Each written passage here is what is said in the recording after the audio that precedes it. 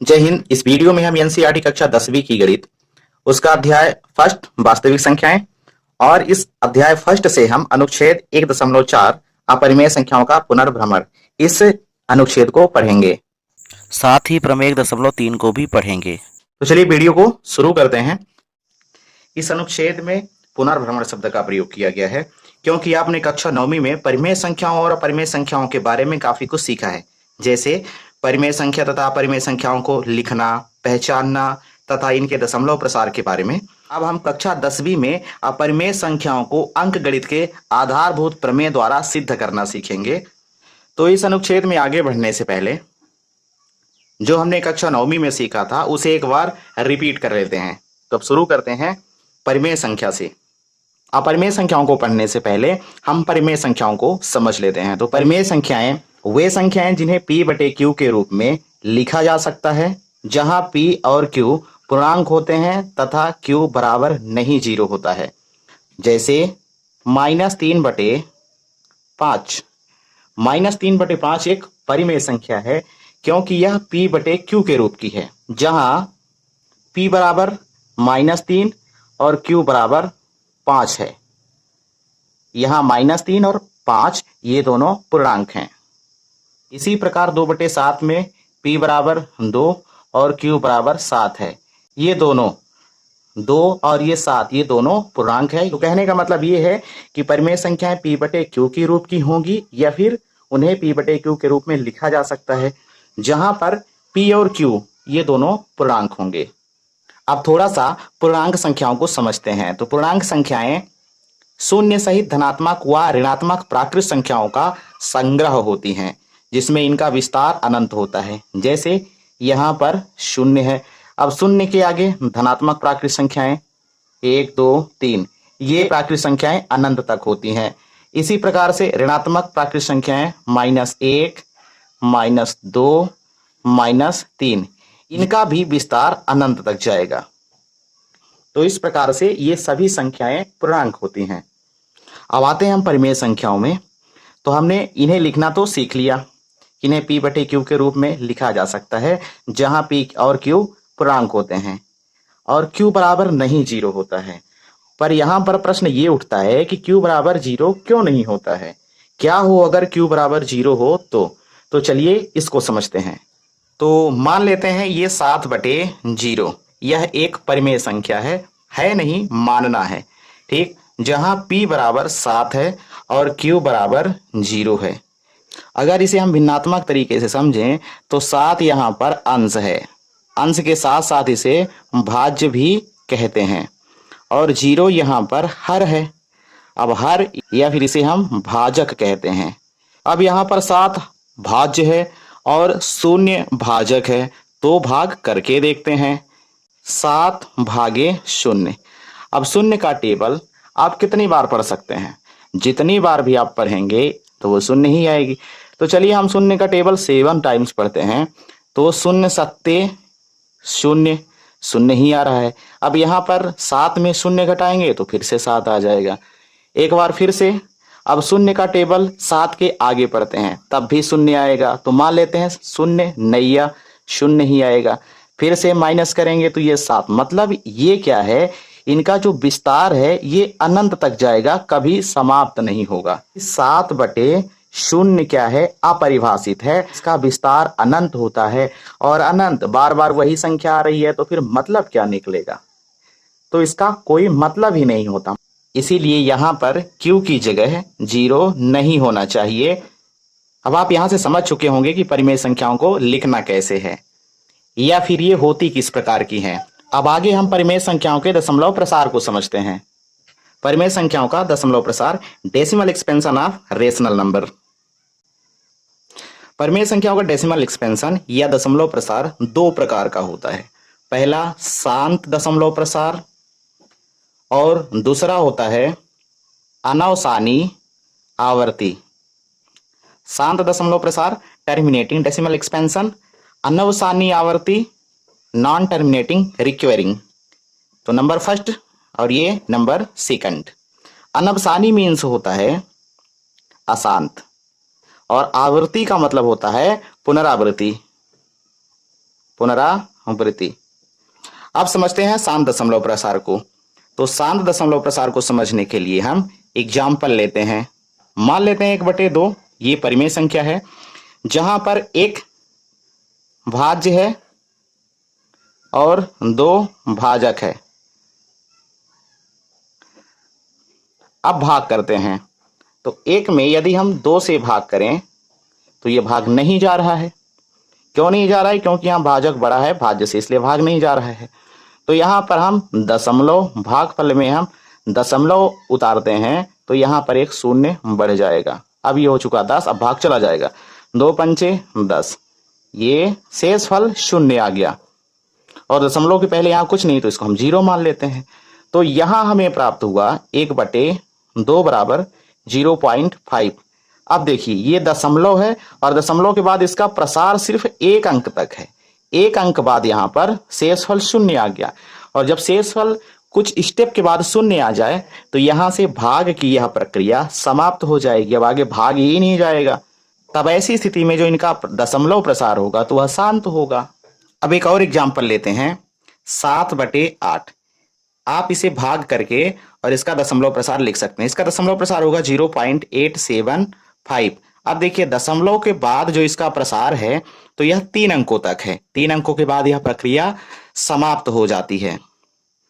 तो इस प्रकार से यह शांत दशमलव प्रसार होता है। मतलब कुछ स्टेप के बाद जो है तो शेषफल शून्य आ जाए तो वह शांत दशमलव प्रसार है।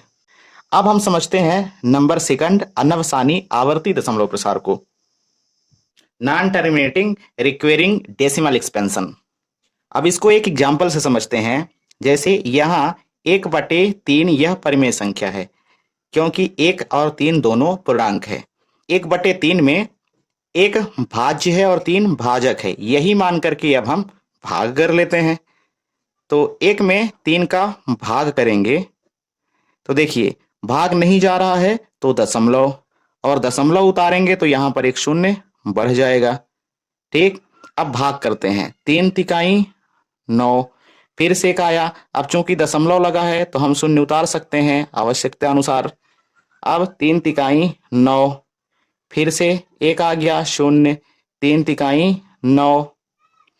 तो यहाँ पर शेषफल में बार बार 1 आता जाएगा, भागफल में बार बार 3 आता जाएगा। मतलब यह प्रक्रिया अनंत तक ऐसे ही चलती रहेगी।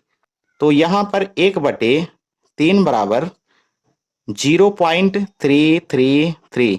ठीक, कहाँ तक? तो यह अनंत तक, ये रुकने वाली नहीं है, अनंत तक ये प्रक्रिया चलती रहेगी। तो इस प्रकार के दशमलव प्रसार को हम बोलते हैं अनवसानी आवर्ती दशमलव प्रसार।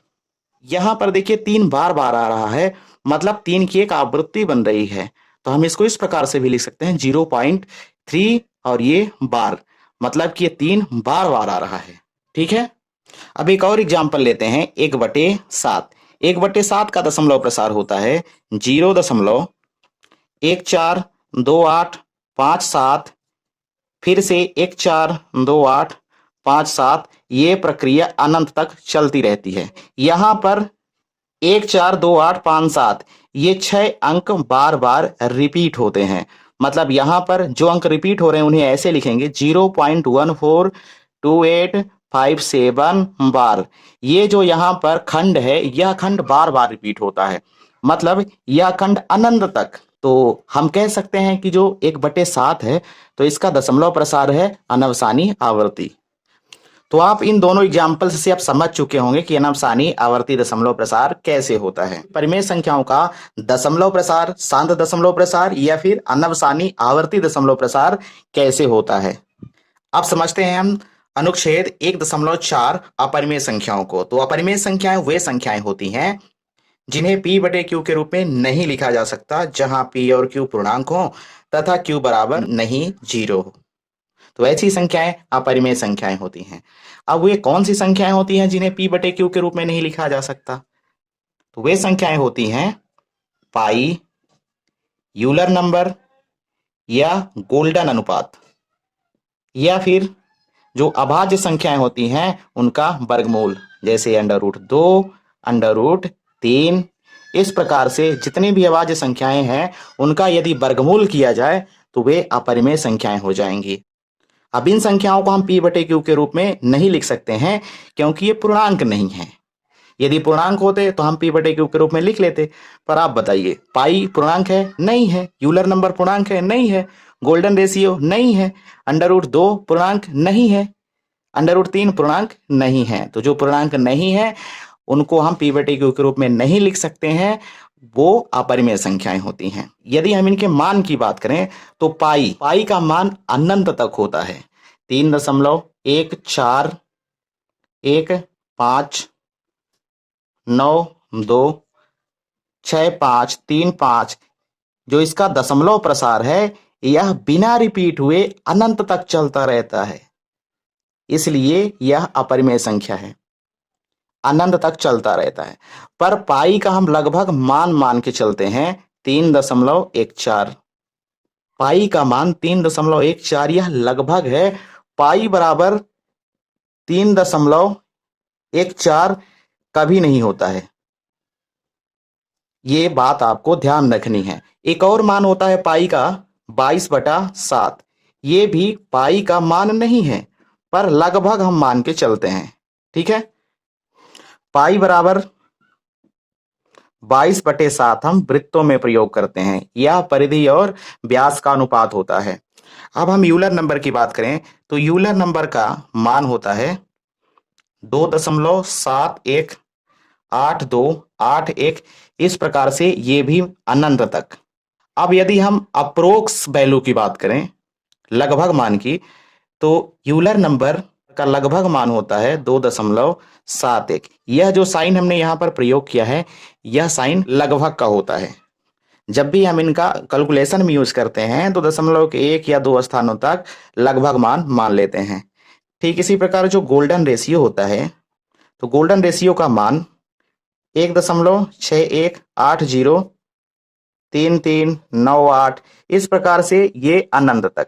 ठीक है, अब यदि हम इसके लगभग मान की बात करें तो इसका लगभग मान हम दशमलव के 1 2 3 स्थानों तक मान सकते हैं, तो 618 है ना।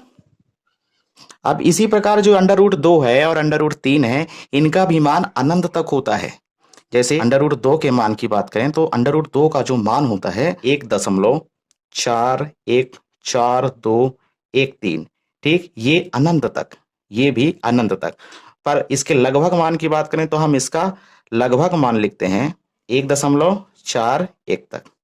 ठीक है, 414 भी ले सकते हैं, तो 0.123 स्थानों तक हम इनका मान लिख सकते हैं। √3 का लगभग मान होता है 1.732। अब यहाँ पर हमने ये पाई का मान, यूलर नंबर, इन सभी मानों को देखा। दशमलव के बाद जो इनका प्रसार है वह रिपीट नहीं हो रहा है पर अनंत तक जा रहा है। तो जब दशमलव प्रसार रिपीट नहीं होगा, दशमलव प्रसार में कोई अंक रिपीट नहीं होगा और उनका विस्तार अनंत होगा, तो हम उसे अपरिमेय संख्या कहेंगे। कुछ और एग्जाम्पल से समझ लेते हैं। जैसे यहां पर 0.10 100 अब यह जो प्रसार है अनंत तक जाएगा क्योंकि एक पैटर्न क्रिएट हो रहा है। देखिए, एक के बाद एक 0, फिर एक के बाद 2 0, फिर इस प्रकार से एक के बाद 3 0, अब आगे एक के बाद 4 0, तो ये आता जाएगा अनंत तक। यहाँ पर कोई अंक रिपीट हो नहीं रहा है और इसका दशमलव प्रसार यदि अनंत तक जाता है, अशांत है, तो हम इसे अपरिमेय संख्या कहेंगे। अब तक आप अपरिमेय संख्याओं को समझ चुके होंगे। अब हम बात करते हैं इनके दशमलव प्रसार की। अपरिमेय संख्याओं का दशमलव प्रसार अनवसानी अनावर्ती होता है। अनवसानी मीन्स होता है अशांत, अनवसानी मीन्स अशांत, और अनावर्ती मीन्स होता है जिनकी पुनरावृत्ति ना हो, मतलब ये नॉन रिपीटिंग नंबर होते हैं। ठीक, देखिए यहां पर इसको एग्जाम्पल से समझते हैं। जैसे 0.10 है, फिर 110 है, 1110 है, फिर 11110 है। इस प्रकार से यह पैटर्न क्रिएट होता रहेगा। यहाँ पर 1 इंक्रीज हो रहा है, मतलब बढ़ रहा है। यहाँ पर 1 था, यहाँ 2 3 4, इस प्रकार से 5 1 हो जाएंगे और फिर 0, फिर 6 1, फिर 0। तो इस प्रकार से एक पैटर्न क्रिएट हो रहा है, यहाँ अंक रिपीट नहीं हो रहे हैं। ठीक, नीचे वाले एग्जांपल को देखते हैं। 0.10 100 100 फिर इसी प्रकार 1 4th 0 1 5th 0। तो ये 0 यहाँ पर इंक्रीज हो रहा है। यहाँ पर जो इनका प्रसार है तो नॉन रिपीटिंग है, मतलब पुनरावृत्ति नहीं हो रही है, किसी भी डिजिट की पुनरावृत्ति नहीं हो रही है। तो पहली बात तो यह अशांत है, अनंत तक जाता रहेगा, और इसके बाद इसके अंकों की पुनरावृत्ति नहीं हो रही है। तो जो अपरिमेय संख्याएं होती हैं उनका दशमलव प्रसार अनवसानी अनावर्ती होता है, और इसी दशमलव प्रसार को हम अनवसानी अनावर्ती दशमलव प्रसार या non terminating non recurring decimal expansion कहते हैं। तो अब आप समझ चुके होंगे कि अपरिमेय संख्या किसे कहते हैं, अपरिमेय संख्या को कैसे लिखना है, कैसे पहचानना है, इनका दशमलव प्रसार कैसे होता है। अब प्रमेय 1.3, मान लीजिए p एक अभाज्य संख्या है। यदि p a स्क्वायर को विभाजित करती है तो p a को भी विभाजित करेगी, जहां a एक धनात्मक पूर्णांक है। आइए इस प्रमेय को समझते हैं। मान लीजिए p एक अभाज्य संख्या है, p एक अभाज्य संख्या है और p a स्क्वायर को विभाजित करती है, मतलब a स्क्वायर और डिवाइड बाय p। ठीक, a स्क्वायर को यह p विभाजित करती है। यहां दिया है a एक धनात्मक पूर्णांक है। अब धनात्मक पूर्णांक यानी प्राकृत संख्याएं, जितनी भी प्राकृत संख्या होती है सभी धनात्मक पूर्णांक, जैसे 1 2 3 4 इत्यादि, ये सभी प्राकृत संख्याएं जो हैं धनात्मक पूर्णांक भी होती हैं।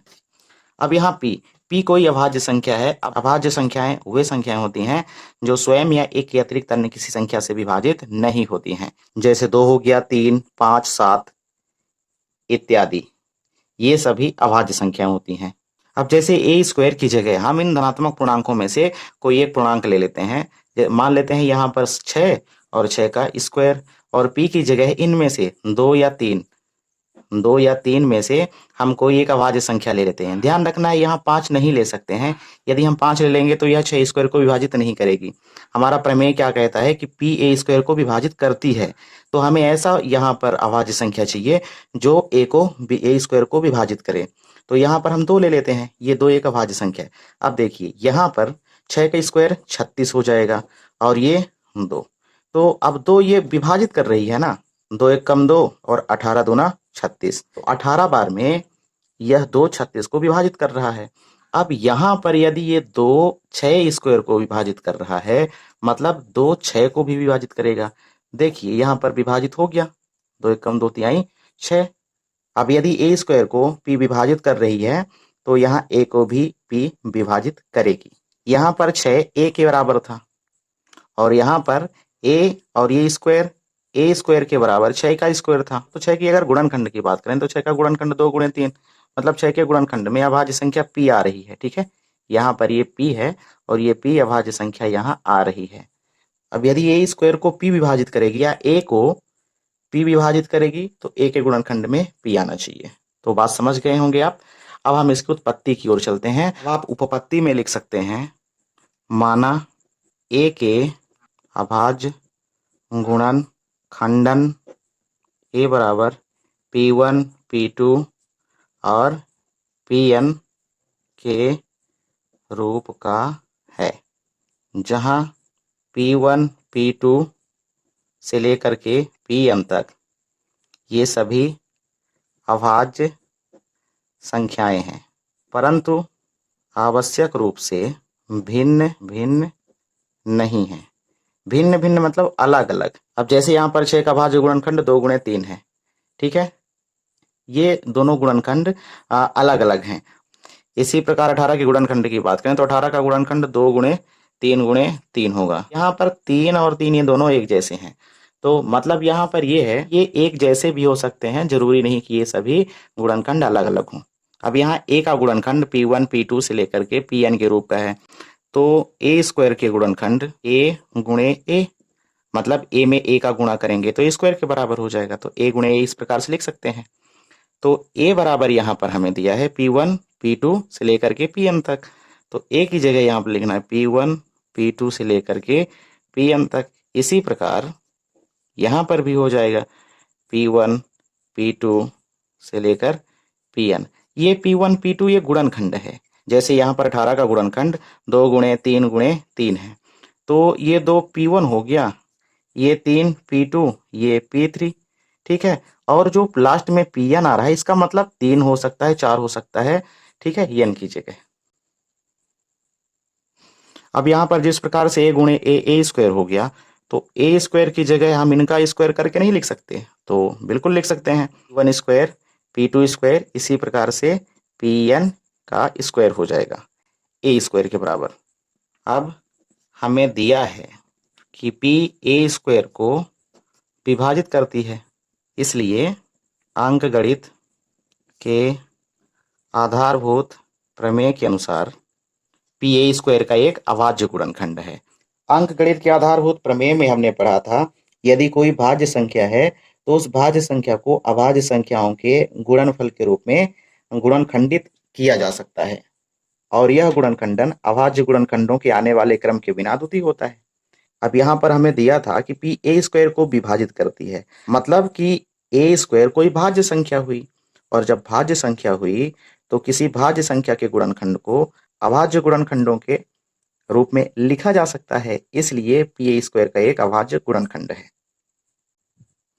अब यदि Pa स्क्वायर का एक अभाज्य गुणनखंड है तो अंकगणित की आधारभूत प्रमेय की अद्वितीयता के गुण का प्रयोग करने पर हम पाएंगे कि a स्क्वायर के अभाज्य गुणनखंड केवल P1, P2 से लेकर Pn तक के ही हो सकते हैं, इसलिए P को P1, P2 से लेकर Pn तक में से एक होना चाहिए। अब यदि a बराबर P1, P2 से लेकर Pn तक है, इसलिए Pa को विभाजित अवश्य करेगा। बस इस प्रमेय में हमें यही सिद्ध करना था। तो आज की वीडियो यहीं तक, मिलते हैं नेक्स्ट वीडियो में, और नेक्स्ट वीडियो में हम सीखेंगे कि प्रमेय 1.3 का प्रयोग कहाँ करना है और किस प्रकार से करना है।